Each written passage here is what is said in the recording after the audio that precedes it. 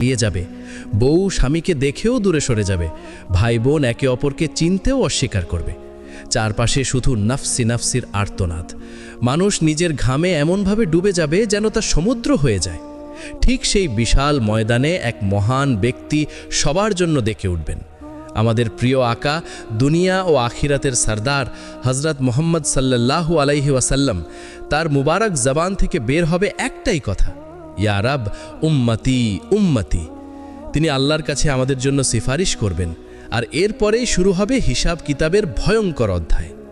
এরপর শোনো, সবচেয়ে প্রথম হিসাব নেওয়া হবে নামাজের বিষয়। কারণ রাসূলুল্লাহ সাল্লাল্লাহু আলাইহি ওয়াসাল্লাম স্পষ্টভাবে বলেছেন, কিয়ামতের দিন প্রথম প্রশ্ন হবে নামাজ নিয়ে। যদি নামাজ শক্ত হয়ে দাঁড়ায় তাহলে বাকি সব আমলও টিকে যাবে, আর যদি নামাজ দুর্বল হয় তাহলে সব আমল ভেঙে পড়বে। তারপর আসবে কয়েকটি কঠিন প্রশ্ন। তোমার জীবন কোথায় কাটালে, তোমার যৌবন কোথায় নষ্ট করলে, তোমার সম্পদ কোথা থেকে এলো এবং কোথায় ব্যয় করলে, আর যে ইলম পেয়েছিলে তার উপর কতটুকু আমল করলে।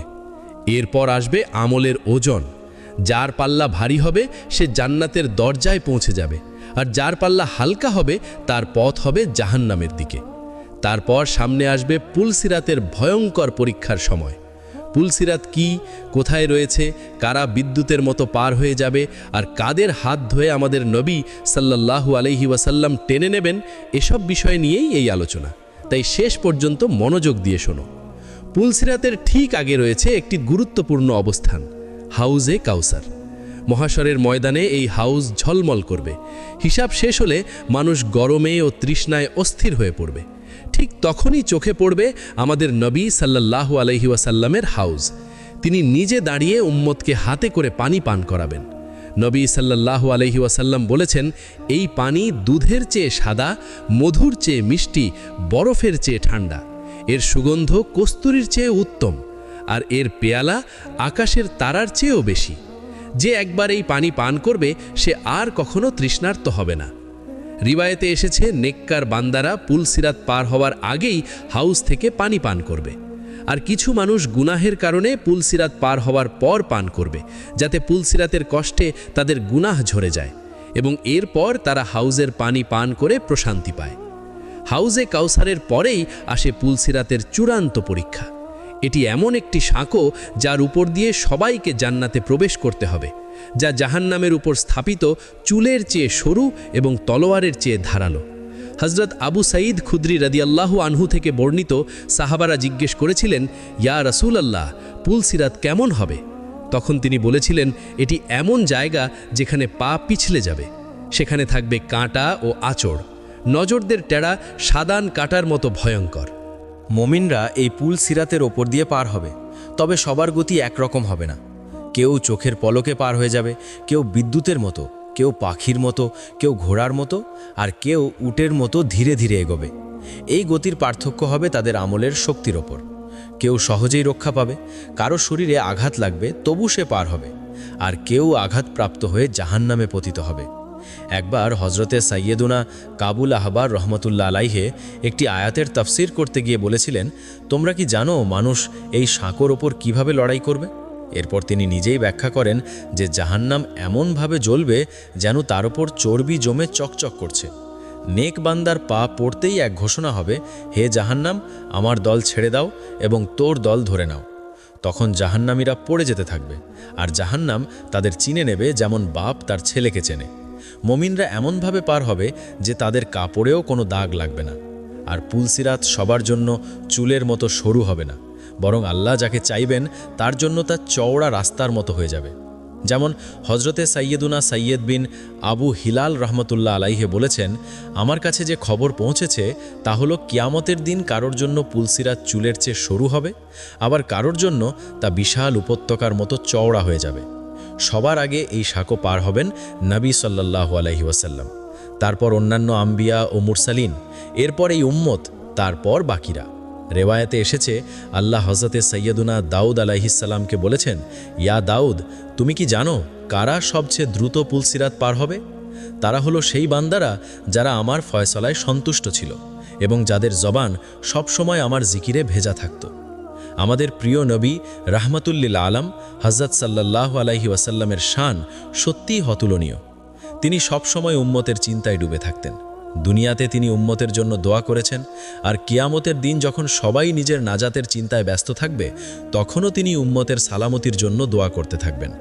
ফরমানে মুস্তাফা সাল্লাল্লাহু আলাইহি ওয়াসাল্লাম অনুযায়ী তোমাদের নবী পুল সিরাতে দাঁড়িয়ে বারবার বলবেন, রব্বি সাল্লিম, ইয়া রব, সালামতি দাও, সালামতি দাও।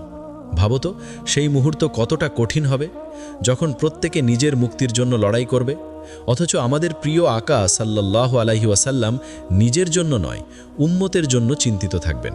তখন ফেরেশতারাও বলবে, ইয়া আল্লাহ, তাদের সালামতির সঙ্গে পার করিয়ে দাও। আর এটাই সেই মহান মর্যাদা যা আল্লাহ তার মাহবুব সাল্লাল্লাহু আলাইহি ওয়াসাল্লামকে দান করেছেন। তিনি তো সারাপা রহমত এবং শাফিউল ওজমা। সত্যি, তার দোয়া ছাড়া কেউ পুল সিরাত পার হতে পারবে না। যারা গুনাহের কারণে জাহান্নামে পতিত হবে, তারা সেখানে কিছু সময় কঠিন আযাব ভোগ করবে। নিজেদের গুনাহের শাস্তি পাবে এবং আমলের পূর্ণ বদলা নেবে। এরপর যখন তারা পাক ও পরিষ্কার হয়ে উঠবে, তখন আল্লাহ তার অসীম রহমতে তাদের জাহান্নাম থেকে বের করে জান্নাতে প্রবেশ করাবেন। সেখানে তারা চিরকাল শান্তি, আরাম ও সুখে থাকবে, আর আল্লাহর বেহিসাব রহমত চারিদিকে ছড়িয়ে থাকবে। হজরতে সৈয়দনা আবু সাঈদ খুদরি রাদিয়াল্লাহু আনহু বর্ণনা করেন, রাসূলুল্লাহ সাল্লাল্লাহু আলাইহি ওয়াসাল্লাম বলেছেন, জান্নাতীদের মধ্যে সবচেয়ে নিচু দরজার মানুষটির অবস্থাও এমন হবে যে আল্লাহ তার মুখ জাহান্নাম থেকে ফিরিয়ে জান্নাতের দিকে করে দেবেন। সে তখন একটি ঘন ছায়াময় গাছ দেখবে এবং বলবে, ইয়া রব, আমাকে ওই গাছের কাছে নিয়ে চলো, যেন আমি তার ছায়ায় একটু স্বস্তি নিতে পারি। আল্লাহ তাকে জিজ্ঞেস করবেন, এটা দিলে কি তুমি আর কিছু চাইবে না? সে কসম করে বলবে, না ইয়া রব, আর কিছু চাইব না। তখন আল্লাহ তাকে সেখানেও পৌঁছে দেবেন এবং সে সেখানে কিছু সময় আরামে থাকবে। এরপর সে আরেকটি আরও সবুজ এবং ফল ভরা গাছ দেখবে। তখন আবার বলবে, ইয়া রব, এবার আমাকে এই গাছটির কাছে নিয়ে চলো, যেন এর ছায়া ও ফল উপভোগ করতে পারি। আল্লাহ আবার জিজ্ঞেস করবেন, আর সে আবার কসম করবে। এরপর আল্লাহ তাকে সেখানেও পৌঁছে দেবেন। কিছুক্ষণ পর সে আরেকটি গাছ দেখবে, যার পাশ দিয়ে পানি প্রবাহিত হচ্ছে। তখন সে আবার অনুরোধ করবে, ইয়া রব, আমাকে এই গাছটির কাছে নিয়ে চলো, যেন ছায়া, ফল আর পানি সব একসাথে পাই। আল্লাহ তাকে জিজ্ঞেস করবেন, এটা দিলে কি আর কিছু চাইবে না? সে কসম করবে। তখন আল্লাহ তাকে সেখানে পৌঁছে দেবেন। এরপর সে জান্নাতের দরজা দেখতে পাবে এবং চিৎকার করে বলবে, ইয়া রব, অন্তত দরজার কাছে নিয়ে চলো, যেন এই রঙিন জান্নাত একবার চোখ ভরে দেখি। আল্লাহ তাকে দরজার কাছে পৌঁছে দেবেন। সে সেই সৌন্দর্য দেখে বিস্ময়ে বলবে, ইয়া রব, আমাকে ভেতরে ঢুকিয়ে দাও। তখন আল্লাহ তাকে জান্নাতে প্রবেশ করিয়ে দেবেন। ভেতরে প্রবেশ করার পর তাকে বলা হবে, এখন যা ইচ্ছে হয় চাইতে থাকো। সে চাইতে থাকবে, আর আল্লাহ বলতে থাকবেন, এটাও নাও, ওটাও নাও। এভাবে তার সব চাওয়া পূর্ণ হয়ে যাবে। তারপর আল্লাহ বলবেন, তোমাকে সব কিছু দেওয়া হয়েছে এবং এর সঙ্গে আরও 10 গুণ বেশি দেওয়া হলো। সে তার জান্নাতি প্রাসাদে প্রবেশ করবে। তখন 2 জন হুর তাকে স্বাগত জানিয়ে বলবে, সব প্রশংসা সেই আল্লাহর, যিনি আমাদের তোমার জন্য আর তোমাকে আমাদের জন্য সৃষ্টি করেছেন। সে আনন্দে বলবে, আমি যা পেয়েছি এমন আর কোনো জান্নাতি পাইনি। শেষ পর্যন্ত আমরা আল্লাহর কাছে হাত তুলে দোয়া করি, ইয়া আল্লাহ, আমাদের জাহান্নামের আগুন থেকে বাঁচাও এবং জান্নাতে প্রবেশ করাও। আমি দেখেছি আমার উম্মতের মধ্য হতে একজন পুল সিরাতের উপর বুকের উপর ভর দিয়ে টেনে টেনে পার হচ্ছিল এবং কখনো হাঁটুর উপর ভর দিয়ে চলতে থাকে। এমন সময় তার কাছে সেই দুরুদ পেশ করা হলো, যা দুনিয়াতে আমার জন্য পাঠ করছিল। সেই দুরুদের ফজিলতের কারণে সে উঠে দাঁড়াতে সক্ষম হয় এবং দ্রুত পুল সিরাত পার করতে পারে। আখিরাতের সময় অনুযায়ী পুল সিরাতের দূরত্ব 3000 বছর। এক রেওয়ায়াতে বলা হয়েছে যে জাহান্নামে 7টি পুল রয়েছে। প্রত্যেক পুলের মাঝে দূরত্ব 70 বছরের সমান এবং প্রতিটি পুল তলোয়ারের মতো ধারালো।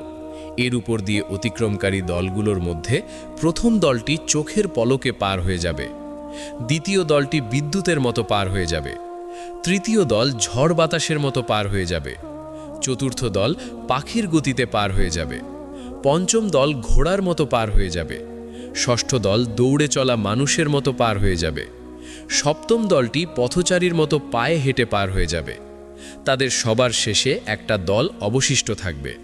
যখন তাদেরকে যেতে দেওয়া হবে, তারা পুলসিরাতের উপর তাদের পা রাখবে, কিন্তু তাদের পা কাঁপতে শুরু করবে, তাই তারা হাঁটু গেড়ে বসে পড়বে। অগত্যা তারা হাঁটুতে ভর দিয়ে চলতে শুরু করবে এবং জাহান্নামের আগুনে স্ফুলিঙ্গ তাদের পায়ে এবং পায়ের তলা পর্যন্ত পৌঁছাবে। তারপর তাদের পেটের উপর ভর করে টেনে টেনে চলতে শুরু করবে। অতঃপর তারা তাদের হাত দিয়ে পুল আঁকড়ে ধরবে, আগুনও তাদেরকে ঘিরে ধরবে।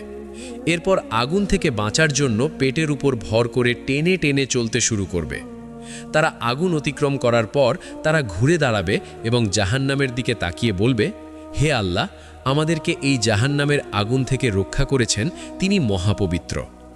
এই সেতুর প্রথম ধাপে আমাদের ঈমান অনুযায়ী প্রশ্ন করা হবে। আমাদেরকে ঈমানের আরকান সম্পর্কে জিজ্ঞাসা করা হবে, যার মধ্যে আল্লাহর প্রতি ঈমান, ফেরেশতাদের প্রতি ঈমান, পবিত্র গ্রন্থের প্রতি ঈমান, সকল নবী রাসূলের প্রতি ঈমান, আখিরাতের উপর ঈমান এবং ভালো মন্দ ভাগ্যে বিশ্বাস। এই সকল প্রশ্ন থাকে। যখন কেউ এই সমস্ত প্রশ্নের উত্তর দিতে সফল হবে, তখন তাকে পরবর্তী ধাপে পাঠানো হবে, যেখানে তাকে নামাজ সম্পর্কে জিজ্ঞাসা করা হবে, সে পূর্ণ নামাজ পড়েছিল কিনা। যারা তাদের নামাজ সঠিকভাবে আদায় করবে, তাদের নামাজ তাদের জন্য একটি নূর হয়ে যাবে, যারা তাদেরকে পরবর্তী ধাপের পথ দেখাবে। অতঃপর তৃতীয় ধাপে তাদের জাকাত সম্পর্কে জিজ্ঞাসা করা হবে। যারা সবসময় সঠিকভাবে জাকাত আদায় করেছে, তারা এই ধাপ থেকে পরবর্তী ধাপে একটি ঠান্ডা ঝড়ো বাতাসের মতো পৌঁছাবে, যেখানে চতুর্থ ধাপে তাদেরকে রমজানের রোজা সম্পর্কে প্রশ্ন করা হবে, যেখানে রোজা রাখা এবং কোরআন তেলাওয়াত সেই ব্যক্তিকে সাহায্য করবে। এবং একটি রেওয়ায়াত অনুসারে রাসূলুল্লাহ সাল্লাল্লাহু আলাইহি ওয়াসাল্লাম বলেছেন যে সে সময় রোজা বলবে, হে আল্লাহ, আমার কারণে এই ব্যক্তি সারাদিন ক্ষুধার্ত ও তৃষ্ণার্ত ছিল এবং নিজেকে নফসের কামনা বাসনা থেকে বিরত রাখত, একে ক্ষমা করে দিন। কোরআন বলবে যে সে আমার তেলাওয়াতের কারণে রাতে ঘুমায়নি, তাকে ক্ষমা করুন। এবং অতঃপর আল্লাহ তাআলা তাকে ক্ষমা করবেন এবং তাকে পরবর্তী ধাপে অর্থাৎ পঞ্চম ধাপে পাঠাবেন, যেখানে তাকে হজ সম্পর্কে জিজ্ঞাসা করা হবে। এবং এই ধাপে সফল হওয়ার জন্য শারীরিক ও আর্থিকভাবে সক্ষম প্রত্যেক মুসলমানের তার জীবনে অন্তত একবার হজ করা উচিত। এখানে সফল হলে তাকে পরবর্তী ধাপ অর্থাৎ ষষ্ঠ স্থানে পাঠানো হবে। ষষ্ঠ ধাপে তাকে অজু ও গোসল সম্পর্কে জিজ্ঞাসা করা হবে। অজুর মাধ্যমে একজন ব্যক্তি পরিষ্কার এবং পবিত্রতা হাসিল করে আল্লাহর ইবাদত করার জন্য প্রস্তুত হয়। তাই শিশুদেরকে অল্প বয়সেই অজু ও গোসল সম্পর্কে শিক্ষা দেওয়া জরুরি, যাতে কিয়ামতের দিন পুলসিরাতের এই ষষ্ঠ ধাপে সফল হয় এবং পরবর্তী ধাপ অর্থাৎ সপ্তম ও শেষ ধাপে পৌঁছাতে পারে। সপ্তম ও শেষ ধাপে তাকে বান্দার হক সম্পর্কে প্রশ্ন করা হবে, যেখানে সফলতা নির্ভর করবে আমরা আমাদের নিজের পিতামাতা, আমাদের বৃদ্ধরা, আমাদের সন্তান, আমাদের প্রতিবেশী, বন্ধু-বান্ধব এবং আত্মীয়দের সাথে কিভাবে আচরণ করি তার উপর। যদি কেউ অন্যের হক নষ্ট করে, যেমন অন্যের ধনসম্পদ আত্মসাৎ করা, চুরি করা, ডাকাতি করা, কাউকে গালি দেওয়া, কারো গীবত করা, তাহলে তার জন্যে এই ধাপ অতিক্রম করা খুব কঠিন হবে এবং তারা তা অতিক্রম করতে পারবে না। কিন্তু যারা এই শেষ প্রশ্নেরও সঠিক উত্তর দিয়ে দেবে, তারা সেই স্থানে পৌঁছে যাবে যেখানে হযরত মুহাম্মদ সাল্লাল্লাহু আলাইহি ওয়াসাল্লাম তাদের জন্য অপেক্ষা করতে থাকবেন এবং তাদের স্বাগত জানাবেন, যেখানে তাদের জন্য দুটি পানির ফোয়ারা থাকবে, যার পাশ হীরে জহরাত দ্বারা তৈরি করা হয়েছে। তারা একটি ঝর্ণায় গোসল করবে এবং অন্যটি থেকে পানি পান করবে। তারপর তারা জান্নাতের দরজায় পৌঁছে যাবে। জান্নাতের দরজায় ফেরেশতারা সেখানে তাদের স্বাগত জানাতে থাকবে। তারা জান্নাতে পা রাখবে এবং এমন এক অন্তহীন জীবনে প্রবেশ করবে যা কখনো শেষ হবার নয়।